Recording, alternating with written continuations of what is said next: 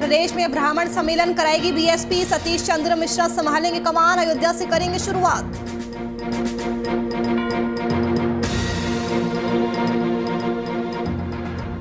UP सरकार तीसरी लहर से पहले अलर्ट, राज्य में एंट्री करने वालों को दिखानी होगी आरटी-पीसीआर रिपोर्ट, टेस्ट दिखाने के बाद ही मिलेगी एंट्री।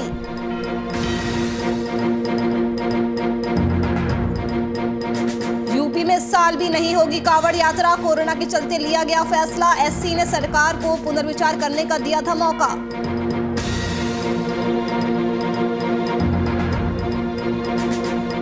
कानपुर में आरोपी को पकड़ने गई पुलिस टीम पर हमला, हमले में चौकी प्रभारी हुए घायल। एसपी ने आरोपियों पर कार्रवाई के दिए आदेश।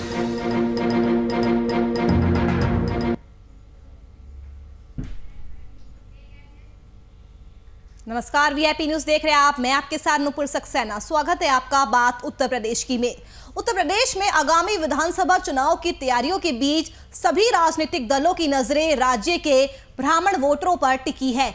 इसी क्रम में बीएसपी सुप्रीमो मायावती ने भी अपनी कमर कसना शुरू कर दी है। विधानसभा चुनाव से पहले ब्राह्मण वोटरों को साधने के लिए बीएसपी अलग अलग जिलों में ब्राह्मण सम्मेलन करने जा रही है। इसकी शुरुआत आने वाली 23 जुलाई से अयोध्या से की जाएगी।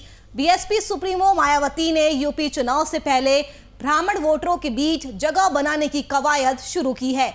इसे लेकर आने वाली 23 जुलाई से 29 जुलाई तक राज्य के 6 जिलों में ब्राह्मण सम्मेलन का आयोजन किया जाएगा। इस ब्राह्मण सम्मेलन की शुरुआत भगवान राम की नगरी अयोध्या से की जाएगी। 23 जुलाई को बीएसपी के राष्ट्रीय महासचिव सतीश चंद्र मिश्रा अयोध्या पहुंचकर राम जन्मभूमि का दर्शन भी करेंगे।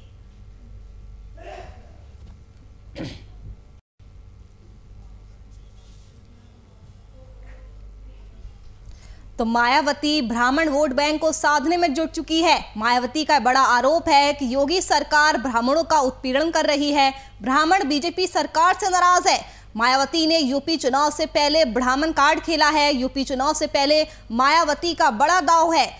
साल 2007 में इसी तर्ज पर बीएसपी ने चुनाव जीता था। आपको बता दें 23 जुलाई से बसपा ब्राह्मण सम्मेलन का आयोजन करने जा रही है। सतीश चंद्र मिश्रा को इसकी जिम्मेदारी भी दी गई है। और आपको बता दें इस ब्राह्मण सम्मेलन की शुरुआत भगवान राम की नगरी यानी अयोध्या से की जाएगी। 23 जुलाई को बीएसपी के राष्ट्रीय महासचिव सतीश चंद्र मिश्रा अयोध्या पहुंचकर राम जन्मभूमि का दर्शन भी करेंगे।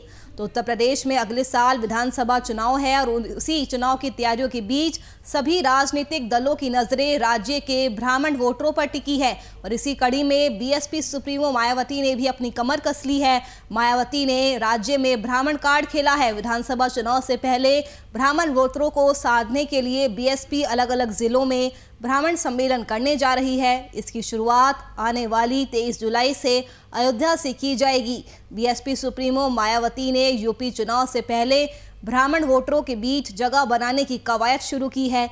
इसे लेकर आगामी 23 जुलाई से 29 जुलाई तक राज्य के 6 जिलों में ब्राह्मण सम्मेलन का आयोजन किया जाएगा और इसकी शुरुआत अयोध्या से की जाएगी। इसकी जिम्मेदारी सतीश चंद्र मिश्रा को दी गई है, जो अयोध्या पहुंचकर राम जन्मभूमि का दर्शन भी करेंगे। तो आज मायावती ने प्रेस कॉन्फ्रेंस भी की थी और उसमें उन्होंने योगी सरकार पर बड़ा आरोप लगाया है। कहा है कि योगी सरकार ब्राह्मणों का उत्पीड़न कर रही है। ब्राह्मण बीजेपी सरकार से नाराज है।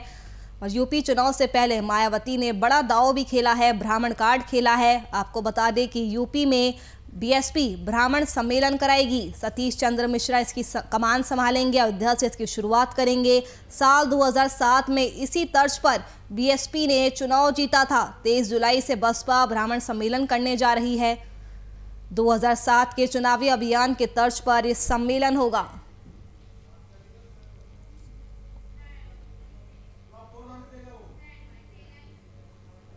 कोरोना की तीसरी लहर रोकने के लिए योगी सरकार अभी से सावधानी बरत रही है। इसी के तहत राज्य सरकार कोरोना प्रभावित राज्यों से उत्तर प्रदेश आने वालों के लिए नेगेटिव आरटी-पीसीआर रिपोर्ट या फिर दोनों डोज वैक्सीन लगवाए जाने का प्रमाण पत्र साथ लाना अनिवार्य करने जा रही है। मुख्यमंत्री योगी आदित्यनाथ ने टीम 9 की बैठक में अधिकारियों को निर्देश दिया कि इसके लिए जल्द ही दिशा निर्देश जारी किया जाए। ये भी कहा कि ट्रेन, हवाई जहाज और बस आदि से यूपी आने वाले कोविड पॉजिटिव पाए जा रहे हैं। इसलिए ऐसे लोगों की कॉन्टैक्ट ट्रेसिंग और जांच जरूर की जाए। विशेषज्ञों के भविष्य के आकलन पर विशेष ध्यान दिया जाए।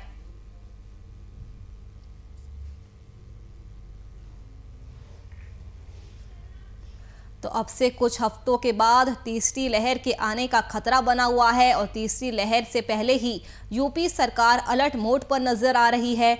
अब उत्तर प्रदेश में नेगेटिव कोविड रिपोर्ट के साथ ही एंट्री मिल सकेगी और 4 दिनों से ज़्यादा पुरानी रिपोर्ट नहीं होनी चाहिए।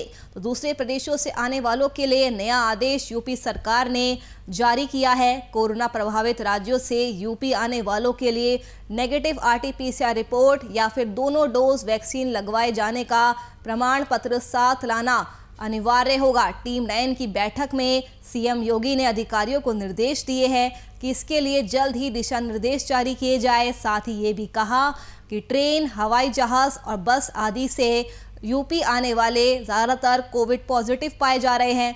इसलिए ऐसे लोगों की कॉन्टैक्ट ट्रेसिंग और जांच जरूर की जाए। इसके अलावा सीएम योगी ने ये भी कहा है कि एक्सपर्ट्स के भविष्य के आकलन पर भी विशेष ध्यान दिया जाए। तो अब से यूपी में एंट्री सख्त हो चुकी है। नेगेटिव कोविड रिपोर्ट के साथ ही यूपी में एंट्री मिलेगी और 4 दिनों से ज़्यादा पुरानी रिपोर्ट नहीं होनी चाहिए। टीम 9 की बैठक में सीएम योगी ने बड़ा फैसला लिया है और ऐसा करना ज़रूरी भी है क्योंकि अब से कुछ हफ्तों बाद तीसरी लहर आ सकती है और इससे पहले ही यूपी सरकार अभी से ही सावधानी बरत रही है। यूपी में अब एंट्री सख्त हो चुकी है। दूसरे प्रदेशों से आने वालों के लिए नया आदेश जारी किया गया है। नेगेटिव कोविड रिपोर्ट के साथ ही यूपी में अब एंट्री मिल सकेगी। 4 दिनों से ज़्यादा पुरानी RT-PCR रिपोर्ट नहीं होनी चाहिए। टीम 9 की बैठक में सीएम योगी ने अधिकारियों को निर्देश दिया है कि इसके लिए जल्द ही दिशा निर्देश भी जारी किए जाए। तो दूसरे राज्यों से यूपी आने वालों के लिए नेगेटिव RT-PCR रिपोर्ट या फिर दोनों डोज वैक्सीन लगवाए जाने का प्रमाण पत्र साथ लाना ज़रूरी हो चुका है। यूपी में अब एंट्री पहले से सख्त हो चुकी है। नेगेटिव कोविड रिपोर्ट के साथ ही यूपी में एंट्री करने की परमिशन मिलेगी। 4 दिनों से ज़्यादा पुरानी रिपोर्ट नहीं होनी चाहिए। तीसरी लहर से पहले योगी सरकार अलर्ट मोड पर आ गई है। तो कोरोना की तीसरी लहर रोकने के लिए योगी सरकार अभी से ही सतर्कता बरत रही है।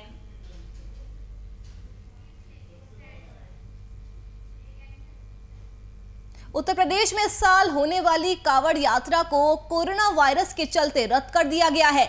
यात्रा को लेकर राज्य सरकार और कांवड़ संघ के बीच बातचीत हुई थी, जिसके बाद संघ ने कांवड़ यात्रा को रद्द करने का फैसला लिया। सीएम योगी के निर्देश पर अपर मुख्य सचिव गृह अवनीश अवस्थी और डीजीपी मुकुल गोयल ने कांवड़ संघ से बातचीत की थी। पिछले दिनों सुप्रीम कोर्ट में कांवड़ यात्रा को लेकर सुनवाई भी हुई थी। कोर्ट ने योगी सरकार को पुनर्विचार करने का मौका दिया था। सुनवाई के दौरान राज्य सरकार ने कोर्ट को बताया था कि प्रदेश में कांवड़ यात्रा पर पूरी तरह रोक नहीं रहेगी, सांकेतिक रूप से कांवड़ यात्रा जारी रहेगी। हालांकि सुनवाई में कोर्ट ने यूपी सरकार से एक बार फिर विचार करने के लिए कहा था। तो उत्तर प्रदेश में इस साल होने वाली कांवड़ यात्रा को कोरोना के खतरे की वजह से टाल दिया गया है। यात्रा को लेकर यूपी सरकार और कांवड़ संघ के बीच बातचीत हुई थी, जिसके बाद कांवड़ संघ ने यात्रा को रद्द करने का फैसला लिया है। सीएम योगी के निर्देश पर अपर मुख्य सचिव गृह अवनीश अवस्थी और डीजीपी मुकुल गोयल ने कांवड़ संघ से बातचीत की थी, जिसके बाद ये बड़ा फैसला लिया गया है कि यूपी में इस साल भी कांवड़ यात्रा नहीं हो पाएगी। आपको बता दें कि पिछले ही दिनों सुप्रीम कोर्ट में कांवड़ यात्रा को लेकर सुनवाई हुई थी। सुप्रीम कोर्ट ने यूपी सरकार के कांवड़ यात्रा को इजाज़त देने के फैसले पर हैरानी भी जताई थी और इसके बाद कोर्ट ने योगी सरकार को अपने फैसले पर एक बार फिर से विचार करने का मौका दिया था। सुनवाई के दौरान राज्य सरकार ने कोर्ट को बताया था कि प्रदेश में कांवड़ यात्रा पर पूरी तरह रोक नहीं रहेगी, सांकेतिक रूप से कांवड़ यात्रा जारी रहेगी, कोरोना गाइडलाइंस का पालन कराया जाएगा। हालांकि सुनवाई में कोर्ट ने यूपी सरकार से फिर से विचार करने के लिए कहा था और अब कांवड़ संघों से बातचीत के बाद ये फैसला लिया गया है कि उत्तर प्रदेश में इस साल भी कांवड़ यात्रा नहीं होगी। तो कोरोना के चलते बड़ा फैसला लिया गया है। यूपी में इस साल भी कावड़ यात्रा को रद्द कर दिया गया है। सुप्रीम कोर्ट ने सरकार को अपने फैसले पर पुनर्विचार करने को कहा था, जिसके बाद राज्य सरकार और कावड़ संघ के बीच बातचीत हुई थी और संघ ने यात्रा को रद्द करने का फैसला लिया। सीएम योगी के निर्देश पर अपर मुख्य सचिव गृह अवनीश अवस्थी और डीजीपी मुकुल गोयल ने कावड़ संघ से बातचीत की थी, जिसके बाद ये बड़ा फैसला लिया गया है कि इस साल भी कोरोना की वजह से उत्तर प्रदेश में कावड़ यात्रा नहीं हो सकेगी। तो पिछले दिनों सुप्रीम कोर्ट में कावड़ यात्रा को लेकर सुनवाई हुई थी। कोर्ट ने योगी सरकार को पुनर्विचार करने का मौका दिया था। सुनवाई के दौरान राज्य सरकार ने कोर्ट को बताया था कि प्रदेश में कावड़ यात्रा पर पूरी तरह रोक नहीं रहेगी, सांकेतिक रूप से कावड़ यात्रा जारी रहेगी। हालांकि सुनवाई में कोर्ट ने यूपी सरकार से एक बार फिर से अपने फैसले पर विचार करने के लिए कहा था। रविवार को यूपी के स्वास्थ्य विभाग की ओर से जारी हुए कोरोना संक्रमितों के आंकड़ों में नए मरीजों के साथ साथ संक्रमण के एक्टिव केसेस में भी भारी कमी देखने को मिली है। जारी आंकड़ों के मुताबिक राज्य में बीते 24 घंटे में 2,54,771 सैंपल्स की जांच की गई, जिसमें 56 नए मरीजों की संख्या दर्ज की गई है। नए मरीजों की संख्या बीते शुक्रवार को 88 और उसके बाद शनिवार को 81 दर्ज की गई है। इस लिहाज से रविवार को कोरोना मामलों में तेजी से कमी आई है। यूपी में स्वास्थ्य विभाग की ओर से दिखाई गई सक्रियता के चलते रविवार को कोरोना के एक्टिव केसेस में भी गिरावट देखने को मिली है। जारी आंकड़ों के मुताबिक बीते 24 घंटे में कोरोना से संक्रमित 69 मरीजों को स्वस्थ होने के बाद अस्पतालों से डिस्चार्ज किया गया है, जिसके चलते राज्य में अब कोरोना से एक्टिव केसेस का ग्राफ 1300 से कम होकर 1262 तक पहुंच गया है। और इतना ही नहीं, बीते 24 घंटे में यूपी के 48 जिलों से एक भी संक्रमित की संख्या नहीं दर्ज की गई है। वहीं राज्य के 27 जिलों में 10 से भी कम सिंगल डिजिट में नए कोरोना मरीज पाए गए हैं। तो यूपी में कहीं ना कहीं हालात अब सुधरते जा रहे हैं। यूपी में कोरोना दम तोड़ रहा है। 24 घंटों में 48 जिलों से एक भी नया केस सामने नहीं आया है और 27 जिलों में 10 से भी कम नए मामले सामने आए हैं। तो आपको बता दें कि राज्य में बीते 24 घंटे में 2,54,771 सैंपल्स की जांच की गई, जिसमें 56 नए मरीजों की संख्या दर्ज की गई है। नए मरीजों की संख्या बीते शुक्रवार को 88, फिर उसके बाद शनिवार को 81 दर्ज की गई थी। तो सीएम योगी का यूपी मॉडल कहीं ना कहीं कारगर साबित हो रहा है और यही वजह है कि यूपी में लगातार एक्टिव केसेस की संख्या में गिरावट देखने को मिल रही है। यूपी मॉडल की चारों तरफ तारीफ भी हो रही है। आपको बता दें कि NITI Aayog, supreme court, Bombay high court और ऑस्ट्रेलिया सांसद क्रेग केली ने भी यूपी के मॉडल की तारीफ की है। तो बीते 24 घंटे में कोरोना से संक्रमित 69 मरीजों को स्वस्थ होने के बाद अस्पताल से डिस्चार्ज किया गया, जिसकी वजह से राज्य में अब कोरोना से एक्टिव केस का ग्राफ 1300 से भी कम होकर 1262 तक पहुंच गया है। और बीते 24 घंटे में यूपी के 48 जिलों से एक भी नया मरीज सामने नहीं आया है। वहीं राज्य के 27 जिलों में 10 से भी कम सिंगल डिजिट में नए मरीज पाए गए हैं। तो यूपी में कोरोना की दूसरी लहर खत्म होने की कगार पर है। 24 घंटे में 48 जिलों से एक भी नया केस सामने नहीं आया है।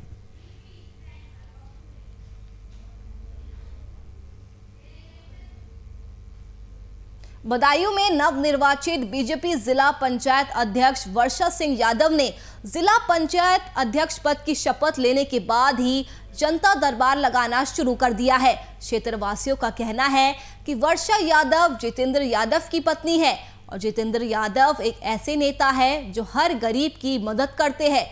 कोई भी परेशानी होती है तो उस परेशानी को दूर करने में पूरी मदद करते हैं। इसलिए हम सभी लोगों को जब भी कोई परेशानी होती है तो हम जितेंद्र यादव के पास ही जाते हैं। अब तो इनके पास सत्ता की ताकत भी है। जिस समय वो कुछ नहीं थे उस समय भी गरीबों की मदद किया करते थे।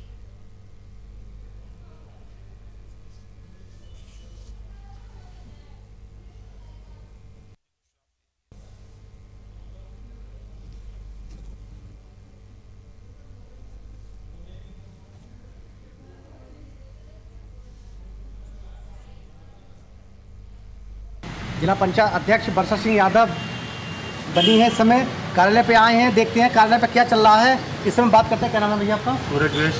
जिला पंचायत अध्यक्ष अंदर क्या कर रहे हैं? उन्हीं का एक ही काम है, शुरू से पिछले 10-15 सालों से यह जनता की सेवा करना। देखिए जनता की सेवा कर रहे हैं, जिला पंचायत अध्यक्ष जी हैं। बात करेंगे कि जो है किस तरीका से जो है सेवा दे रहे हैं और तुरंत जो है आते ही तुरंत जो है और अपना जनता की समस्या सुनना शुरू कर दी है। क्या क्या समस्या, सबसे ज़्यादा क्या क्या समस्या आती है, ये हम बात करेंगे, पूछेंगे भी पूरा। देखो यहाँ देखते हैं, मुझे थोड़ा दिखाया, चारों तरफ जो है जनता बैठी हुई, जनता की समस्या को लगातार सुन रहे हैं और जिस विभाग की समस्या होती है उस अधिकारी को जो है सूचित देते हैं। बाबा क्या नाम आपका? कहाँ से आए हैं? क्या समस्या आपकी? हमें प्लाट लाओ 3 वर्ष से प्लाट ना बनाओ तो फैसला बनाओ नवंबर गाँव ना जाएगी जो रिपेयर ना हो दीपावली को 15 तारीख खसा दिया आपका। ये देखिए प्लाट जो उसमें आए हैं, इनका कहना ये है कि जो हमारा प्लाट जो है खसा दिया। बाबा कौन लोग हैं, किस पार्टी के लोग हैं? वो हम आगे समाजवादी। अच्छा, वो समाजवादी लोग हैं जो घर को कर रहे हैं। क्या समस्या आपकी? क्या है, हमारा एक मामला है, ज़मीन में हमारे यहाँ मकान बना हुआ है, उसके बराबर हमारी ज़मीन पड़ी, उसमें हमारे भाइयों ने ज़बरदस्ती तो आप जो है अध्यक्ष जी के पास जो है समस्या लेके आए, समस्या सुनने के उसका निदान कराया। ये देखिए सभी लोग हैं यहाँ पर जो है सब समस्या लेके आए हैं, अपनी अपनी क्या क्या समस्या है, क्या उस सारे समस्या को निदान करा रहे हैं। क्या नाम आपका? मदन लाल। क्या समस्या आपकी? अच्छा, मिलने आए, कुछ ऐसे हैं जो मिलने के लिए आए हैं। अब हम बात करते हैं अध्यक्ष जी से कि अध्यक्ष जी जो है किस किस तरीका की जो समस्या आती हैं और किस किस तरीका से निदान कर रहे हैं। पंचायत अध्यक्ष बनते ही तुरंत जो है समस्या सुनना शुरू की है, समस्या जो निदान करना शुरू किया है। अभी कहीं से अधिकारी से बात चल रही है, तब तक हम और बात करते हैं। तो क्या नाम आपका? क्या समस्या आपकी? हम मिलने आए आपकी। अच्छा, जो है जो समस्या सुनी जा रही है उसका निदान हो रहा है, यहाँ पर हो रहा है। ये अध्यक्ष हम पहले बात करते हैं। पहले VIP में स्वागत है आपका। ये जो है ज़्यादातर समस्या जो है किस किस तरीका की आ रही है आपके सामने? यहाँ ज़्यादातर जो समस्याएं हैं तो थाना की हैं, आपस में जो झगड़े होते हैं, और ज़मीनी स्तर की ज़्यादा मामले हैं। कभी मेरी जो है लैंड जो दी है, मेरे खेत जो 3 बीघे था 1 बीघे किसी और ने कवर कर लिया है। इस तरह की समस्याएं ज़्यादा हैं पूरे क्षेत्र में, और हम लोग बराबर कोशिश करते हैं कि सभी अधिकारियों से बात करके समस्या सॉल्व हो जाए। अच्छा, कुछ समय पहले देखा जाता था ये जिला पंचायत अध्यक्ष का जो कार्यालय था यहाँ पर आवास भी था, ये पूरा सुना पड़ा रहता था। आज देखा जा रहा है यहाँ पर भीड़ जबरदस्त समस्या सुनी, जबरदस्त भीड़ लगी है। क्या कारण है इसका? ये लोगों का विश्वास है। अब लोगों ने जो लोगों की पिछले 12-13 साल से लोगों की सेवा कर रहे हैं, इन लोगों को लगता है कि भाई हम यहाँ जाएंगे, जितेंद्र यादव के पास जाएंगे तो हमारी समस्या का निदान होगा, इसीलिए लोग लाए। इन लोगों का प्यार है, कहीं ना कहीं बुजुर्गों का आशीर्वाद है जो हमें मिलता रहता है। ये अभी हमारे साथ जो है जिला पंचायत अध्यक्ष बरसा सिंह यादव है, उनके पति हैं जितेंद्र यादव जी। ये जो है यहाँ पर जो है सभी समस्या सुन रहे हैं, जिसकी जो समस्या होती है उसका तुरंत निदान कर रहे हैं। दूसरी यहाँ पर कुछ समय पहले देखा जाता था यहाँ पर जो पूरा कुछ भी सुनसान सा पड़ा रहता है, ये कार्यालय आवास भी था, यहाँ तो कोई सुनने वाला नहीं। यहाँ पर अब देखना जा रहा है कि जो कितनी जो भीड़ लगी हुई है, समस्या सुनी जा रही है और उसका निदान भी हो जा रहा है।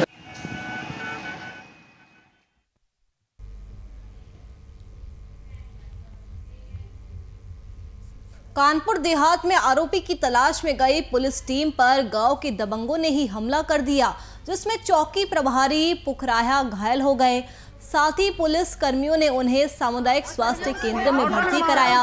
पुलिस अधीक्षक ने जांच के बाद आरोपियों पर सख्त कार्रवाई करने के निर्देश दिए हैं।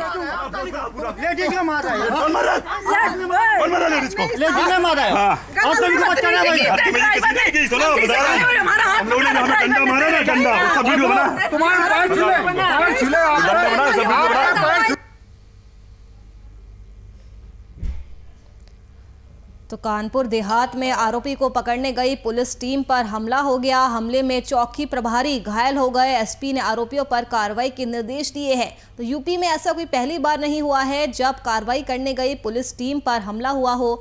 बिकरू कांड को भी कोई नहीं भूल सकता है, जब विकास दुबे को पकड़ने गई पुलिस टीम पर हमला हो गया था। और एक बार फिर से कानपुर देहात से ये खबर सामने आ रही है, जहां आरोपी की तलाश में गई पुलिस टीम पर गांव के ही दबंगों ने हमला कर दिया और इस हमले में चौकी प्रभारी घायल हो गए। साथ ही पुलिस कर्मियों ने उन्हें अस्पताल में भर्ती कराया है, जहां उनका इलाज जारी है। पुलिस अधीक्षक ने जांच के बाद आरोपियों पर कार्रवाई करने के भी निर्देश दिए हैं। थाना भवानीपुर की चौकी पुखराया के अंतर्गत दुर्गदासपुर गांव में चौकी इंचार्ज किसी आरोपी की तलाश में गए थे और उस गांव में पहुंचने के बाद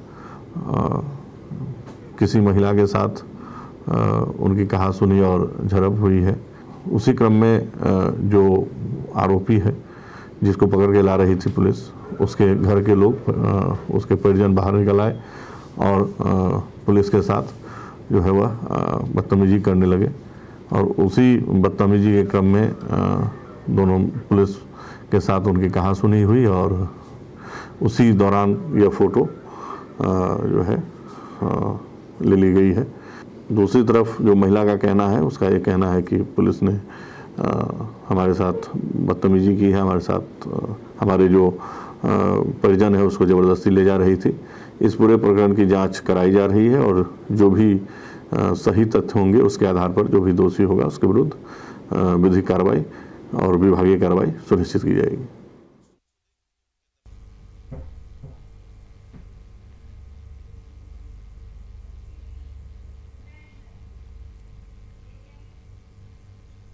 उर्दू शायर मुनव्वर राना ने उत्तर प्रदेश के मुख्यमंत्री योगी आदित्यनाथ को लेकर एक बार फिर से विवादित बयान दिया है। मुनव्वर ने कहा है कि अगर इस बार उत्तर प्रदेश विधानसभा चुनाव में असुद्दीन ओवैसी के उतरने के बाद फिर से भारतीय जनता पार्टी की सरकार बन जाती है और मुख्यमंत्री के पद पर योगी आदित्यनाथ बैठते हैं तो वो प्रदेश छोड़कर चले जाएंगे। मुनव्वर के इस बयान पर बीजेपी ने उनके ऊपर पलटवार भी किया है। बीजेपी दिल्ली के प्रवक्ता ने मुनव्वर के बयान पर तंज कसते हुए ट्वीट किया कि मुनव्वर भाग, योगी आया।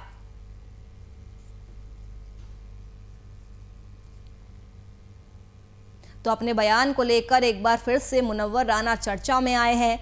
मुनव्वर ने ओवैसी को भी वोट कटवा बताया है। AIM-IM और बीजेपी सिर्फ दिखाने के लिए एक दूसरे के खिलाफ चुनाव लड़ रहे हैं। ओवैसी बीजेपी के ही एजेंट है, ऐसा कहना है मुनव्वर राना का। इसके अलावा मुनव्वर राना ने यह भी कहा है कि अगर इस बार यूपी विधानसभा चुनाव में ओवैसी के उतरने के बावजूद फिर से बीजेपी की सरकार बन जाती है और मुख्यमंत्री के पद पर योगी बैठते हैं तो वो यूपी छोड़कर चले जाएंगे। तो वही मुनव्वर के इसी बयान पर बीजेपी की भी कड़ी प्रतिक्रिया सामने आई है। बीजेपी का कहना है कि वो अपना बोरिया बिस्तर बांध ले, खोज ले कहीं और मकान, क्योंकि 2022 में योगी की वापसी तय है।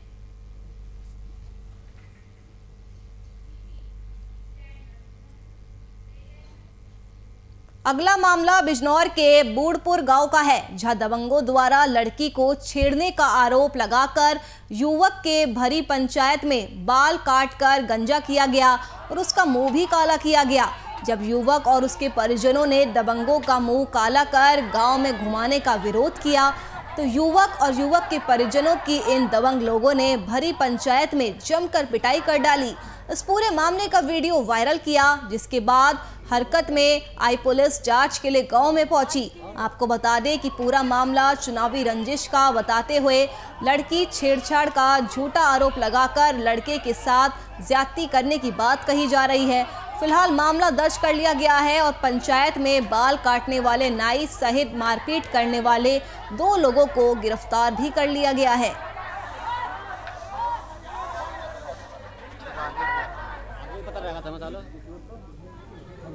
तस्वीरों में आप देख सकते हैं भरी पंचायत में युवक को गंजा किया जा रहा है। दबंगों ने युवक का मुंह काला कर उसे पूरे गांव में घुमाया। लड़की से छेड़छाड़ का एक पूरा मामला बताया जा रहा है। वीडियो वायरल से संबंधित घटना थाना कीरतपुर के बूढ़नपुर गांव का है। संपूर्ण प्रकरण 16 तारीख का यानी परसों का है, जो मारपीट एवं अपमानजनक कृत्य से संबंधित वीडियो है। दोनों पक्ष सजाती हैं, एक ही गांव के हैं, पड़ोसी हैं। छेड़खानी के आरोप में लड़की वालों ने लड़के वालों को एवं लड़के को मारपीट किया, बाल काटने जैसी अपमानजनक कृत्य किया। इस संबंध में अभियोग पंजीकृत कराया जा रहा है। बाल काटने वाले नाई को हिरासत में ले लिया गया है। SP सिटी के नेतृत्व में संपूर्ण कार्रवाई की जा रही है। मौके पर कानून व्यवस्था, शांति व्यवस्था कायम।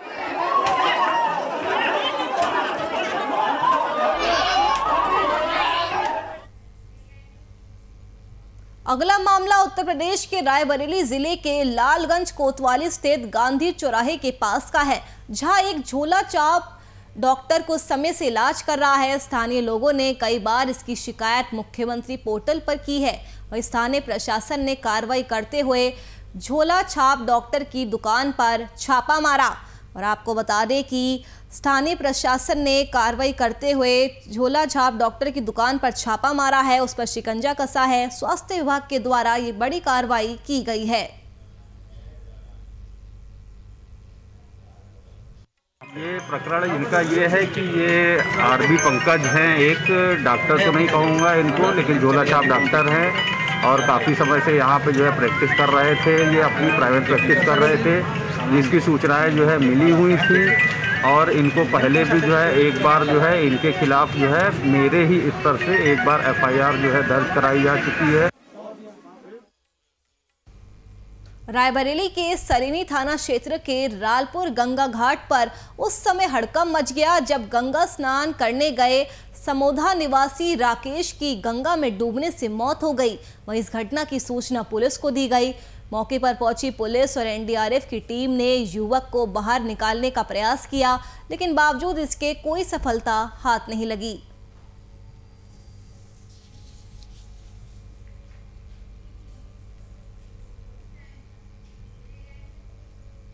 उत्तर प्रदेश के शाहजहांपुर जिले में दिल्ली लखनऊ नेशनल हाईवे पर बड़ा सड़क हादसा हुआ। हादसे में 3 लोगों की मौत हो गई, जबकि 4 लोग गंभीर रूप से घायल हो गए। घायलों को अस्पताल में भर्ती कराया गया है। बता दें कि दिल्ली से शाहजहांपुर की ओर से आ रही एक निजी बस दिल्ली लखनऊ नेशनल हाईवे पर तिलहर थाना क्षेत्र में स्थित वरुण अर्जुन मेडिकल कॉलेज के पास अनियंत्रित होकर चाय की दुकान में घुस गई। हादसा रविवार सुबह करीब 7 बजे हुआ। दुकान में चाय पी रहे 3 लोगों की मौके पर ही मौत हो गई, जबकि 4 लोग गंभीर रूप से घायल हो गए। पुलिस ने घायलों को अस्पताल में भर्ती कराया है। चलिए फिलहाल के लिए इस बुलेटिन में मेरे साथ इतना ही। देश और दुनिया की तमाम खबरों के लिए आप देखते रहिए VIP न्यूज़। नमस्कार।